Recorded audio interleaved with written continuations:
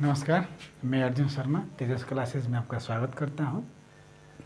सबसे पहले मैं आपका धन्यवाद देना चाहता हूं कि मेरा तेजस क्लासेस का फैमिली जो है इस बहुत कम समय में 100 के करीब हो गया है। इसलिए आपका बहुत बहुत धन्यवाद कि आपने इस लॉकडाउन में साथ दिए और अच्छे से उसको उपयोग किए, और अनुमान लगाता हूं कि आगे भी इसका उपयोग इसी तरह से करते रहिएगा। इससे लाभ आप लोग लेते रहिएगा, अपने दोस्तों में, अपने विद्यार्थियों के बीच में इस तेजस क्लासेस का प्रचार करते रहिएगा।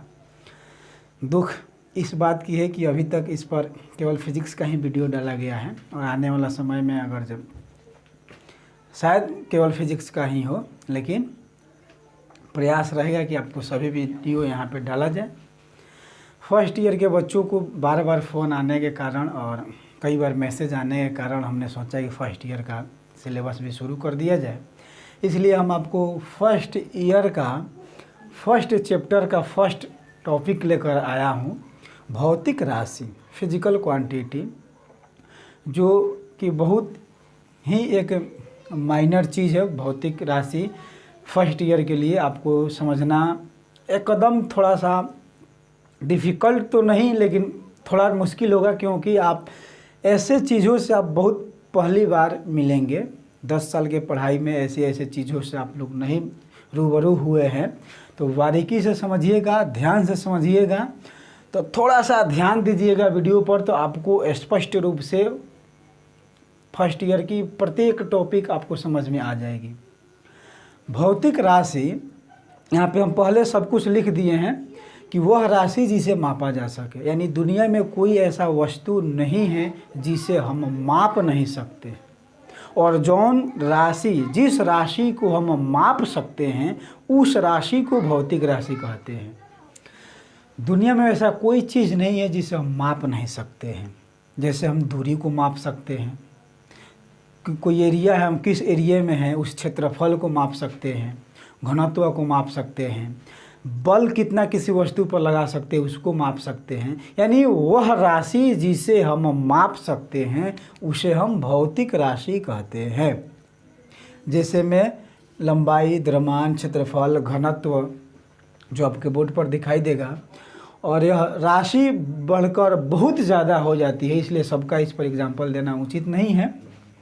ऐसा आप मानिए कि जो राशि हम माप सकते हैं, जैसे हम चल रहे हैं तो कितने दूरी हम माप लिए, यानी दूरी को हम माप सकते हैं, लंबाई को माप सकते हैं, टेम्परेचर को माप सकते हैं, क्षेत्रफल को माप सकते हैं। तो यह सब राशि जो हो जाती है वह भौतिक राशि हो जाती है। और भौतिक राशि को हम दो भागों में बांट देते हैं। एक, यह जो मूल राशि है उसका डेफिनेशन आपके बोर्ड पर है कि वह भौतिक राशि जो किसी दूसरे राशि पर निर्भर नहीं करता है, अर्थात जो राशि स्वतंत्र मानी जाती है। स्वतंत्र माने जाने का अर्थ है कि हम आपको बतला दें कि हम मूल राशि 7 ठो होता है, यहाँ पे नोट कर लीजिएगा। लंबाई, द्रव्यमान, समय, ताप, धारा, ज्योति, तीव्रता और पदार्थ का परिमाण। अब यह जो स्वतंत्र कहने का अर्थ है, जो स्वतंत्र आपके सामने आता है वह कैसे स्वतंत्र है, वह किसी दूसरे राशि पर कैसे निर्भर नहीं करता है, उसको हम समझेंगे। भौतिक राशि दो प्रकार का होता है, मूल राशि और एक हम पढ़ेंगे आगे व्युत्पन्न राशि। लेकिन स्वतंत्र यह राशि कैसे, जैसे लंबाई स्वतंत्र कैसे है, द्रव्यमान स्वतंत्र कैसे है, ताप कैसे स्वतंत्र है, समय कैसे स्वतंत्र है, उसको हम देखेंगे। देखिएगा, इसको आप नोट कर लीजिए।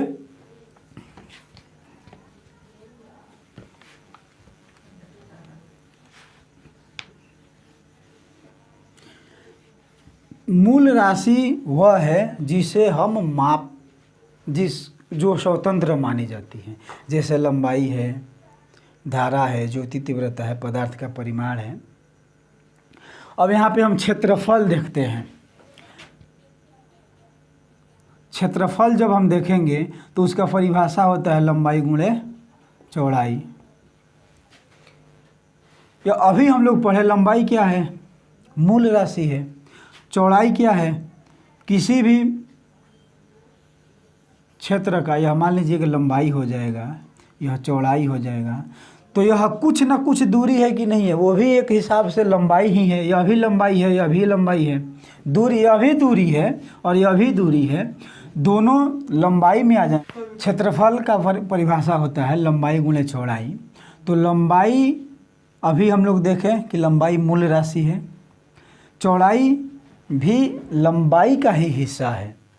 यह थोड़ा सा रहता है तो हम इसको चौड़ाई कहते हैं, और जो ज़्यादा लंबा हो जाता है उसको हम लंबाई कहते हैं। जैसे यह लंबाई हो गया और इसको हम क्या कहेंगे, चौड़ाई कहेंगे, लेकिन यह भी एक लंबाई का ही हिस्सा है। तो इन दोनों, यह भी हम इसको भी लंबाई कह सकते हैं, या इसको दूरी कह सकते हैं, या इसको भी हम दूरी कह सकते हैं, दोनों एक ही चीज़ है। तो यह दोनों किस पर निर्भर करता है, लंबाई यानी मूल राशि पर निर्भर करता है। चौड़ाई यह भी लंबाई का हिस्सा, यह भी मूल राशि पर निर्भर करता है। यानी क्षेत्रफल किस पर निर्भर किया, लंबाई पर और चौड़ाई पर। क्षेत्रफल किस पर निर्भर कर रहा है, लंबाई पर और चौड़ाई पर। यदि किसी आयताकार, किसी प्लेट का या किसी रूम का हमें क्षेत्रफल निकालना हो, किसी खेत का क्षेत्रफल निकालना हो, तो यदि चौड़ाई उसका न हो तो क्षेत्रफल की हम कल्पना कर सकते हैं, या उसका लंबाई न हमें ज्ञात हो तो क्या क्षेत्रफल की कल्पना कर सकते हैं। तो इस तरह से क्षेत्रफल किस पर निर्भर करता है, लंबाई पर और चौड़ाई पर। इन दोनों में से कोई एक न मालूम हो तो हम क्षेत्रफल का कल्पना भी नहीं कर सकते हैं।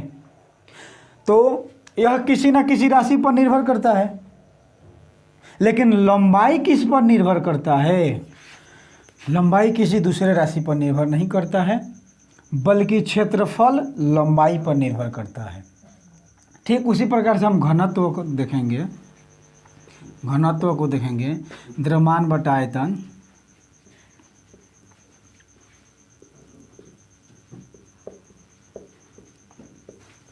घनत्व को जब हम बात करेंगे तो द्रव्यमान बटा आयतन, तो द्रव्यमान कौन सा राशि है, द्रव्यमान अभी हम लोग पढ़ेंगे मूल राशि है, मूल राशि में लिखे थे।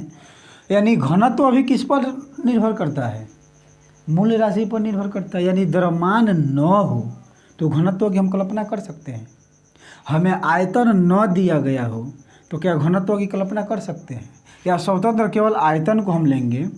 आयतन के बारे में जब हम बात करते हैं, आयतन लंबाई गुणे चौड़ाई गुणे ऊंचाई, इसमें बतलाइए कि कोई एक, यदि ऊंचाई हमें ज्ञात न हो, या लंबाई ज्ञात न हो, या चौड़ाई ज्ञात न हो, तीनों में से कोई एक ज्ञात न हो तो क्या आयतन की कल्पना कर सकते हैं, नहीं न कर सकते हैं। इससे पता चलता है कि आयतन किस पर निर्भर करता है, तो लंबाई चौड़ाई ऊंचाई पर निर्भर करता है। लंबाई कौन सी राशि है, अभी हम लोग पढ़े मूल राशि है, लिखे थे ना 7, हम लोग देख लीजिएगा वीडियो में कि 7 लिखे थे। लंबाई, जिस लंबाई था, समय था, द्रव्यमान था, ताप था, धारा था, ज्योति तीव्रता था और पदार्थ का परिमाण था। वो 7 राशि मूल राशि है। उन 7 राशि को आपको हर हाल में याद रखना है। वो कभी भी, हर फर्स्ट ईयर में या सेकेंड ईयर में कभी भी आपको यूज में आ जाएगा, वो ध्यान में रखना है, उसको याद रखना है। यानी आयतन किस पर निर्भर किया, तो मूल राशि पर निर्भर किया। तो हम मूल राशि तो जान गए कि जो किसी दूसरे राशि पर निर्भर नहीं करता है उसको मूल राशि कहते हैं, लेकिन यह राशि जो मूल राशि पर निर्भर करता है इसको क्या कहेंगे। तो यही भौतिक राशि के दूसरा प्रकार है जिसको हम लोग व्युत्पन्न राशि कहते हैं। आइए उसे भी हम लोग लिख लेते हैं। हमने अभी अब पढ़ा मूल राशि, दूसरा है व्युत्पन्न राशि। वह भौतिक राशि जो मूल राशि पर निर्भर करता है, अर्थात वह राशि जो स्वतंत्र न मानी जाती है। अब यह कैसे स्वतंत्र नहीं है, जैसे क्षेत्रफल है, आयतन है, घनत्व है, चाल है, वेग है, कार्य है, बल है, etc. बहुत है। दुनिया में जितने राशि है वह सब के सब व्युत्पन्न राशि ही हो जाती है। उन 7 राशि को छोड़कर जो हम लोग अभी लिखे मूल राशि, उन 7 राशि को छोड़कर दुनिया में जितनी राशियां हैं वह सब के सब व्युत्पन्न राशि के अंतर्गत आ जाती है। एक नोट में हम लिखवा देंगे कि इन सब के अलावा दो राशि एक ऐसा है जो ना ही व्युत्पन्न राशि है और ना ही मूल राशि है, बल्कि उसे मूल राशि का सहायक राशि कहा जाता है। उसको वीडियो के अंत में हम बतला देते हैं। हम क्षेत्रफल को देखें कि कैसे किसी दूसरी राशि पर निर्भर करता है। आयतन को भी देखें कैसे किसी दूसरे पर निर्भर करता है। घनत्व को भी देखें।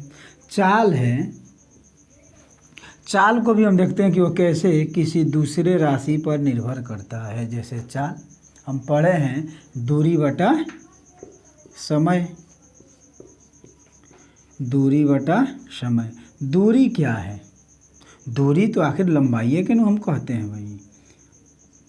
दूरी क्या है? लंबाई का हिस्सा है। लंबाई कहिए, दूरी कहिए, विस्थापन कहिए, दूरी लंबाई है। जबकि लंबाई कौन सा राशि हम लोग पढ़े? अभी मूल राशि पढ़े, यानी और समय क्या है? अभी हम लोग मूल राशि पढ़े। तो लंबाई भी मूल राशि और समय भी मूल राशि, यानी चाल किस पर निर्भर किया? मूल राशि पर निर्भर किया। समय न हो तो चाल की हम गणना नहीं कर सकते हैं। दूरी न हो तो चाल की हम गणना नहीं कर सकते हैं। यानी चाल किस पर निर्भर करता है? तो मूल राशि पर निर्भर करता है। इसलिए चाल को हम व्युत्पन्न राशि कहते हैं। और व्युत्पन्न राशि को हम कहते हैं कि वह राशि जो मूल राशि पर निर्भर करता है।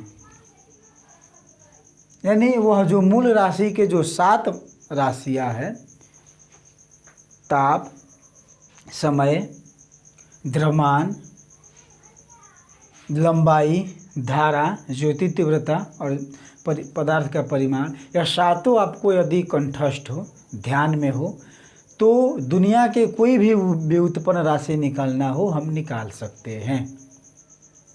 दुनिया का कोई भी व्युत्पन्न राशि हो हम उसे ज्ञात कर सकते हैं। जैसे वेग तो वही है, विस्थापन बटा समय।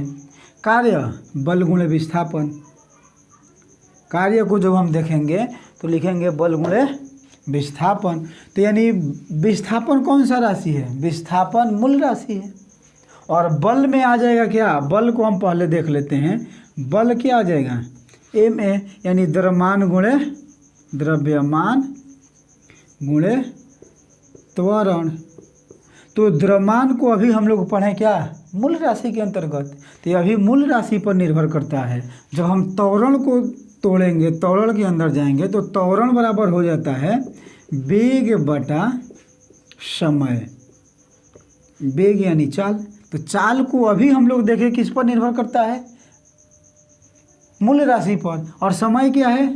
मूल राशि। यानी किसी ना किसी तरह से हम देख रहे हैं तो त्वरण भी मूल राशि पर निर्भर किया, बल भी मूल राशि पर निर्भर किया। यानी वह राशि जो मूल राशि पर निर्भर करे उसको हम कहेंगे व्युत्पन्न राशि। दुनिया के तमाम राशि है जिसको हम माप सकते हैं, वह अधिकांश व्युत्पन्न राशि के अंतर्गत आता है। तथा वह 7 राशि जिसको अभी हम लोग पीछे पढ़े, लंबाई, रुकिए हम साफ साफ यहाँ पे लिख देते हैं, जो 7 को पढ़ना अनिवार्य है, 7 को जानना अनिवार्य है, जो मूल राशि के अंतर्गत आता है। लंबाई, समय, ताप, धारा, द्रव्यमान, ज्योति तीव्रता,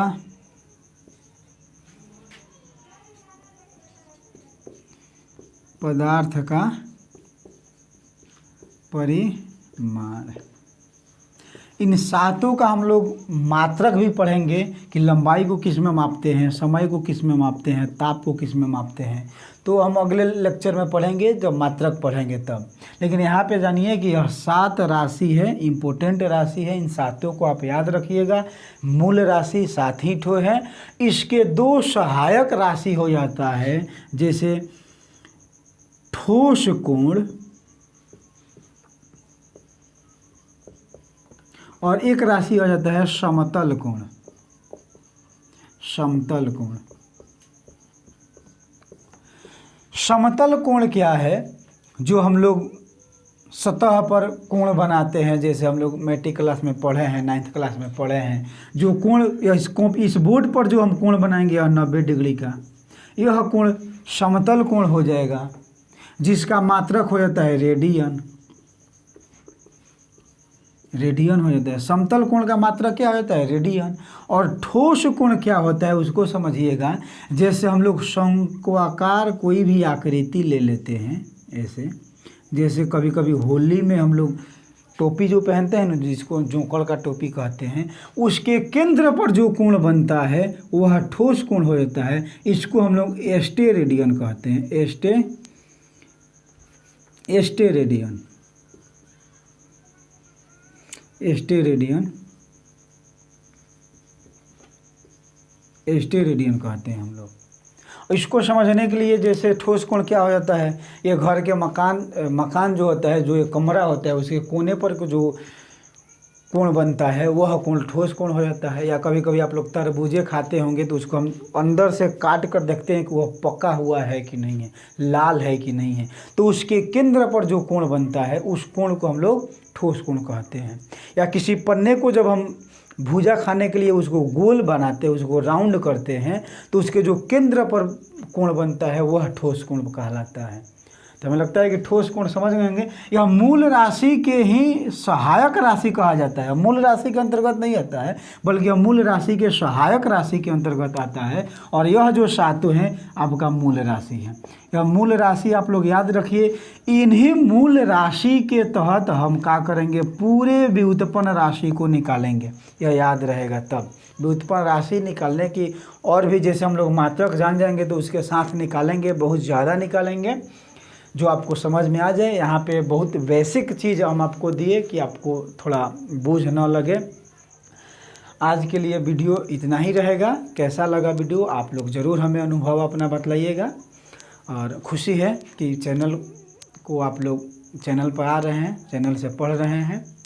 हमें आनंद भी आ रहा है कि आप लोग कमेंट्स भी कर रहे हैं। और अधिक से अधिक अपने दोस्तों में शेयर कीजिए, कम से कम उसके घर बैठे फर्स्ट ईयर का फर्स्ट चैप्टर पढ़ाई शुरू करें और अच्छे से पढ़ें।